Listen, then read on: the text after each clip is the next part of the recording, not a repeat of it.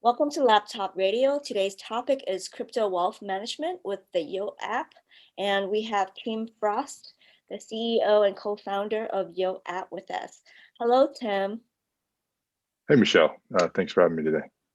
How are you doing? Well, it's great. Kind of a late evening in Bangkok, Thailand, but I'm excited to be here. First, tell us about yourself. Yeah, absolutely. I've been interested in kind of fintech overall. I first kind of moved into blockchain and fintech in the kind of 2015. Got involved, was interested in working with some great early stage companies, and I actually kind of fell into kind of my niche into kind of an early stage fintech growth. And I worked with a company out of London called Wyrix, and ended up Mhm. becoming a part of the founding team there, and kind of led kind of operations and growth there for about the first year and a half before going off and working with many early stage fintech companies, really kind of helping them kind of grow in that kind of early stages. And Yield App, now I've been kind of around. This is my third digital banking startup now. My obviously first with Wyrix, over 4.5 million clients now. Second with Eki Bank is doing quite successful, an offshore digital challenger bank, and Yield App, which is my third. We launched fully in February. We're about 11-month-old startup. We had a public launch in February, and in the first 5 months, we have about 50,000 clients and about $200 million in deposits that have come in through so far, and we have a pretty exceptional growth and constant daily growth of today. What is your inspiration in creating the Yo app?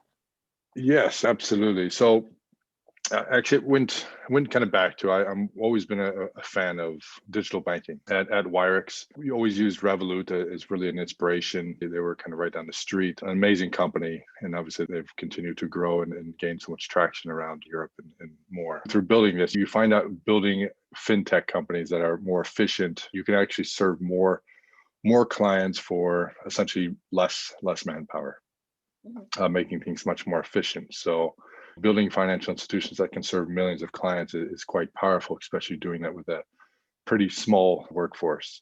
But the missing piece that I always really felt was there was no real reason to keep your money at these digital challenger banks. And so through that, I just started to kind of click, kind of started to see a few business models. And then when I ran into DeFi, Mhm. I think just kind of put everything just kind of seemed to make sense. So you have the ability to create high yielding accounts. And I can't think of another better reason why you'd want to keep money with any financial institution than actually be able to earn yield on your money. Mhm. What is DeFi? What is DeFi? Oh, I guess for your audience, I'm not sure the crypto savviness level, but it's an open financial network that essentially anyone can take part in. It mirrors traditional financial networks, borrowing, lending, are kind of at the base of it, as well as kind of exchanges. So DeFi is a very common trend and common, I guess, buzzword that we kind of see right now. And I think it's associated with many things, but it's kind of an open, fair global financial system that anyone can tap into with an internet connection. What are the nuances and how is that different from what people call CFI, which stands for centralized finance? Yes. Try to put these in perspective. With DeFi, I think at the essence of DeFi, kind of cryptocurrency in general, you have borderless transactions. Mhm. And with the invention of digital currencies, predominantly Bitcoin and now stable coins and so much more that's happening, you can send and receive value kind of instantly across the globe instead of through the internet. With DeFi, it's really kind of that emergence of that financial ecosystem. When it came for there's decentralized exchanges or commonly known as DEXs, Mhm. they are ran by AMMs or automatic market makers, where essentially people can be able to provide liquidity through smart contracts and allow people to essentially trade. Mhm. What's so powerful about this is like it opens up the kind of the endless possibilities of essentially what can actually happen in kind of a global financial system. There is no kind of police in DeFi. It's pretty much the wild west. If you're not really sure and confident what you're doing, there can be a lot of risk involved. But whether you want to exchange your value or, like a lot of people, kind of earn yield in DeFi, because Mhm. the way that yield is generated by essentially providing liquidity to that open network. Awesome. Your tagline seems like DeFi banking in your pocket. Can you let us know about what that means and how do we manage our wealth with the app?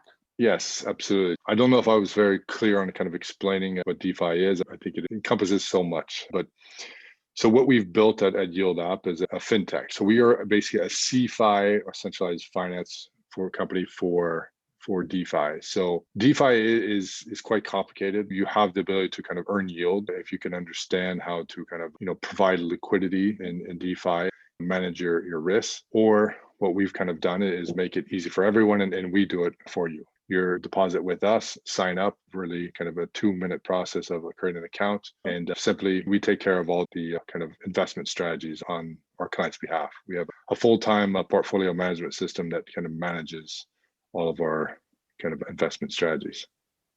Awesome. Why is it important to provide liquidity? What do users get? If I were to sign up, if I could, how could I provide liquidity? In DeFi in general, so if you're providing the liquidity, I kind of like to almost put like you have kind of a dollar bill in your hand. You're able to provide this dollar bill in that the people around the table are able to kind of trade by kind of leveraging this dollar bill. But however, you don't lose custody of your actual capital because you have the multiple sides of these markets. So whether that's people that are trading this Ethereum and different assets or different stable coins, they're able to kind of trade with the value, and it's kind of monitored by oracles on the pricing realm. By providing liquidity to the network, essentially allows for essentially trade to happen with your capital. And it does get a bit more complicated for this because there is impermanent loss and there's so much more complications when you really want to kind of dig into kind of how DeFi works at a very intimate level. What is your vision? As I understand it, providing liquidity is basically lending some of your crypto to someone, and while you're doing that, you earn interest through a smart contract. So it's a win-win situation. The borrower can borrow the crypto and the lender can basically earn interest on it. How is that allowing the people to create wealth? It's a complete open system. It's basically the ultimate free market of how it kind of acts today. You get essentially fees that are generated from the trade. So every time you do make a trade, you do pay a fee, and that fee goes to those liquidity providers for essentially providing the liquidity to allow these trades. This is opening up opportunities that just didn't really exist kind of previously. You're going to see the biggest emergence is actually happening, I would say, in the developing world. That's really able to capitalize on the real world kind of utility, whether that's kind of deal to exchange your value for another value. There's heavy denomination right now in US dollar denominated stable coins. You are seeing more and more Euro stable coins, British sterling stable coins, gold backed stable coins. They do have like a market.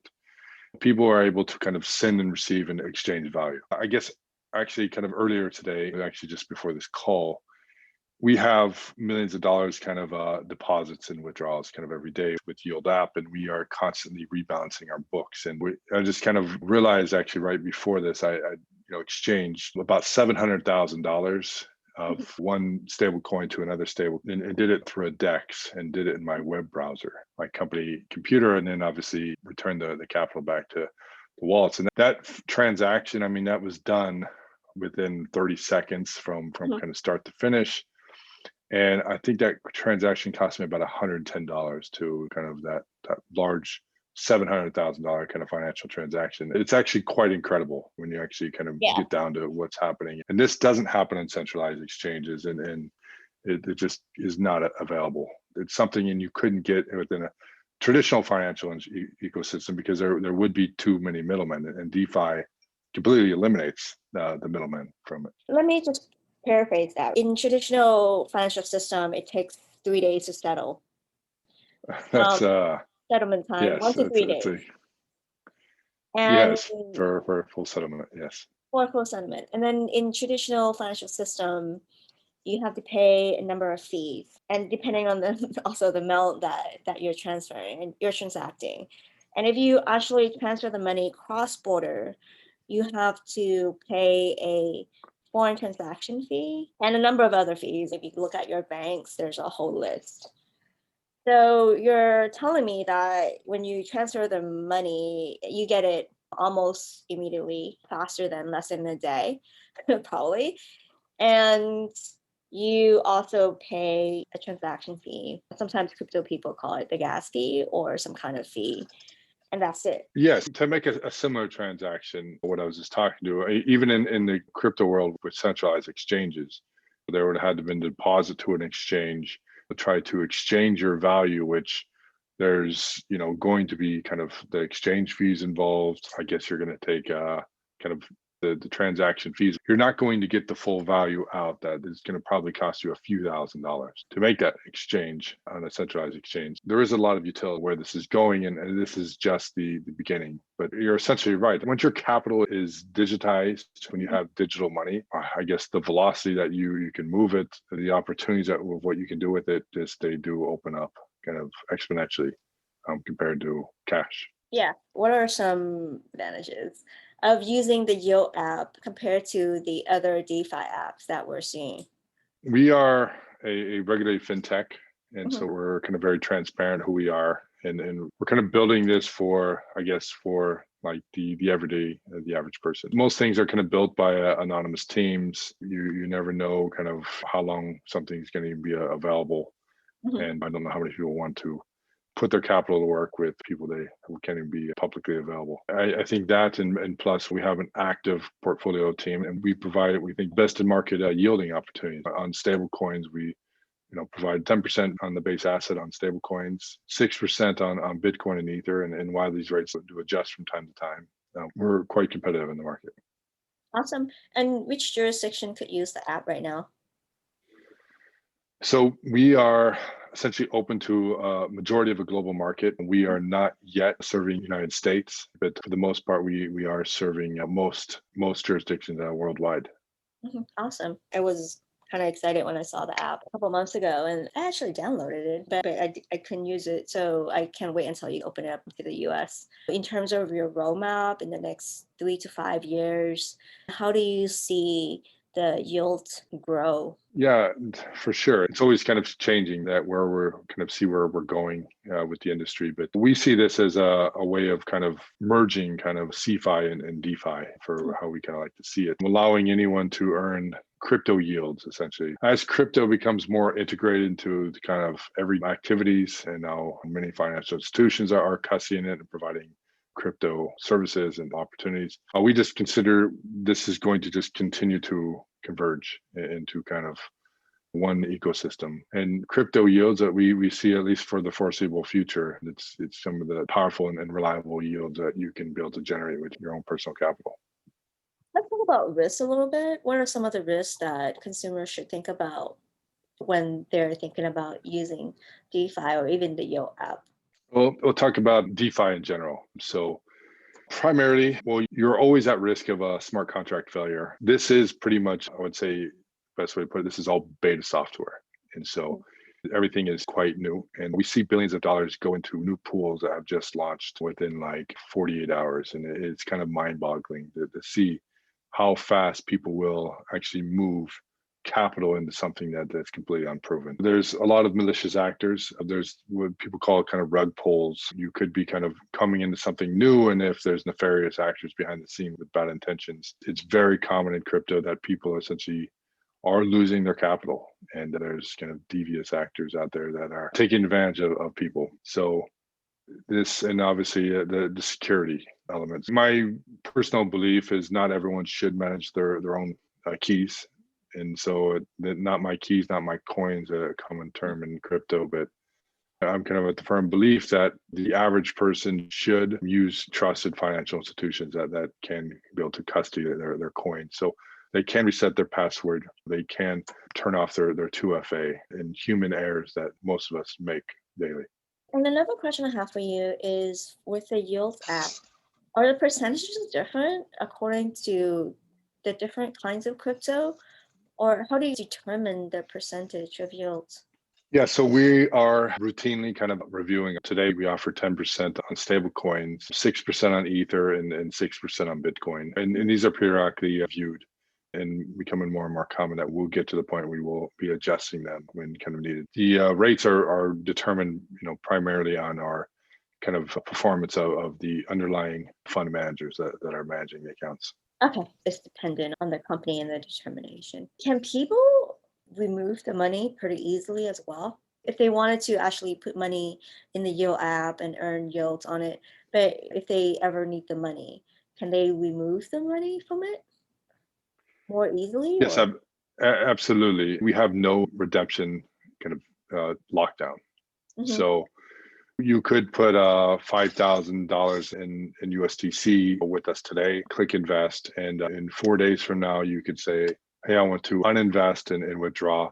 And yes, you do have pretty much instant access. We do this because we invest the majority of the capital, and I can't really disclose the kind of exactly how we kind of manage this, but we manage the liquidity on our end. And Mhm. so we have a kind of automatic systems built in. So as deposits come in, the capital gets deployed, but we always have liquidity at the platform to process withdrawals. Okay. So you might have a delay if you have a very significant withdrawal. It may take a little more than instant to be able to process it. How about your community and your network? Does the Yield app has a big community that is engaging and active? Absolutely. We're quite blessed actually with the community. We have approximately 50,000 users, really a vibrant Telegram group, Twitter following. We have a very active Discord channel as well as so many people. And we have a 1,600 like tier 5 members in our platform. And they're constantly giving us excellent feedback and have been so loyal to us. And we're so grateful to have them. Awesome. And is there anything you wanted to share that I have not asked you? A good question. I think we've covered quite a bit today, but I just happy to talk about kind of a crypto wealth management in general. Sure. It's a kind of emergent sector of, there's really three main areas of the utility of crypto. It's that borderless transfer of value. I Mhm, can send you capital, you could send me capital, you could pay bills. mhm, We don't need an intermediary. That store of value, which Bitcoin has really emerged as a very strong store of value, and it's becoming more and more common every day. And the third is the power to kind of earn yield on your crypto. mhm. And so it's here. I would say anyone with crypto should look to take advantage of being able to put their crypto to work very conservatively and keep essentially compounding their assets. And so whether that's with Yield app or one of the other providers out there, it's a great opportunity for anyone that's really long term and want to take a long term exposure and keep accumulating more and more. Mhm. Awesome.